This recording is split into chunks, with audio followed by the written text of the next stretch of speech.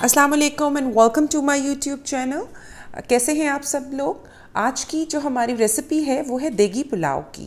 तो जो ये देगी पुलाव है इसका टेस्ट और इसकी खुशबू बिल्कुल वैसी होती है जैसे कि हम किसी भी देग का पुलाव खाते हैं और हमें वो बहुत मज़े का लगता है और वो डिफरेंट लगता है कि हम अपने घर में ऐसा नहीं बनाते।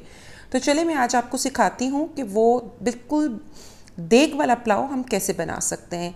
यहाँ पे जो सबसे पहले चीज़ मैंने ली है वो है लहसुन है और इसकी 2 गठियाँ मैंने ली हैं, उनको छील लिया है। 2 इंच का अदरक का टुकड़ा लिया है मैंने और तकरीबन 7 से 8 जो हैं वो साबुत हरी मिर्च ली है और इनको मैं आपको बाद में बताती हूँ कि मैंने इनको कुंडी डंडे के अंदर फ्रेशली चॉप किया है। और यहाँ पे मैंने साबुत गरम मसाला लिया है। कड़ी पत्ते के दो पत्ते हैं कड़ी पत्ते के, 1 भर के चम्मच सफ़ेद ज़ीरा का है, बादियान का फूल है, 20-25 जो है काली मिर्च के दाने हैं, लौंग है और दारचीनी के 2 टुकड़े हैं और इस तरह ये सारा साबुत जो है गरम मसाला है। यहाँ पे मैंने तकरीबन 5 से 6 जो हैं 6 बड़े टमाटर लिए हैं और 2 बहुत छोटे साइज़ के ये प्याज हैं जो कि मैंने लिए हैं। अगर आपके पास प्याज बड़े साइज़ का होगा तो आप 1 यूज़ करेंगे और इन टमाटर को मैं इनका छिलका उतार के और इनको चॉप कर लूँगी। यहाँ पे मैंने जो है चिकन लिया है, ये होल चिकन है यानी फुल चिकन है और ये तकरीबन 1 किलो और 1.25 किलो के दरमियान का चिकन है। और उसके अलावा जो यहाँ पे है ये राइस है और ये राइस मैंने इनको भिगो दिया है और मैं इनको 2 घंटे के लिए भिगोऊंगी। और मैंने 3 ग्लास राइस लिए हैं और राइस जो हैं उनको भिगोने का जो होता है वो उस हिसाब से होता है जिस हिसाब के आपके राइस होते हैं। और ये जो ग्लास है मैंने ये वाला ग्लास स्टैंडर्ड ग्लास है जो कि मैंने यूज़ किया है 3 ग्लासेस। यहाँ पे मैंने जो टमाटर है उनका छिलका उतार के चॉप कर लिया और प्याज़ों को भी चॉप कर लिया है। और पैन में मैंने ऑयल डाला है तकरीबन भर के 1 कप। इसमें ऑयल जो है थोड़ा ज़्यादा डलता है। तो यहाँ पे मैं अपने जो प्याज चॉप किए थे इनको गोल्डन ब्राउन करूँगी और यहाँ पे आप देख सकते हैं प्याज गोल्डन ब्राउन हो चुके हैं। और यहाँ पे इस लेवल पे मैं अपना चिकन जो है सारा इसमें ऐड करूँगी और इसमें चुटकी नमक डाल के मैंने इसको फ्राई कर लिया।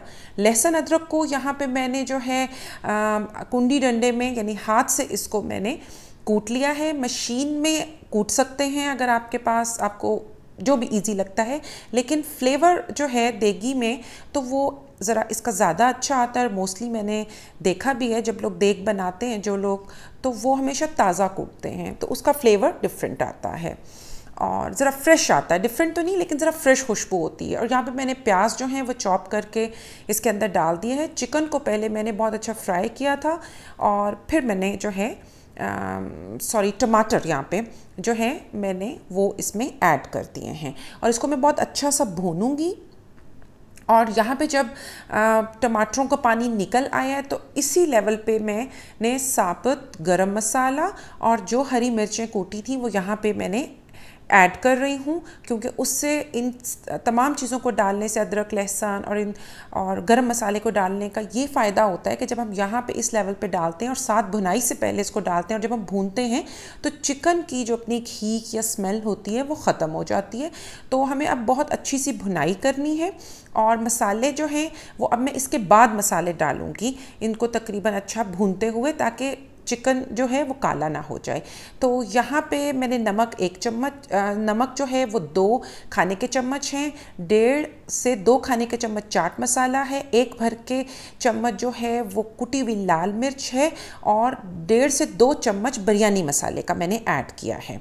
और अब मैं इसको बहुत अच्छे से भून लूँगी और भूनने के बाद जो मैंने चावल 3 ग्लास लिए थे तो मैं अपना जो है पानी डबल डालूंगी क्योंकि मेरे चावल जो हैं वो पुराने हैं।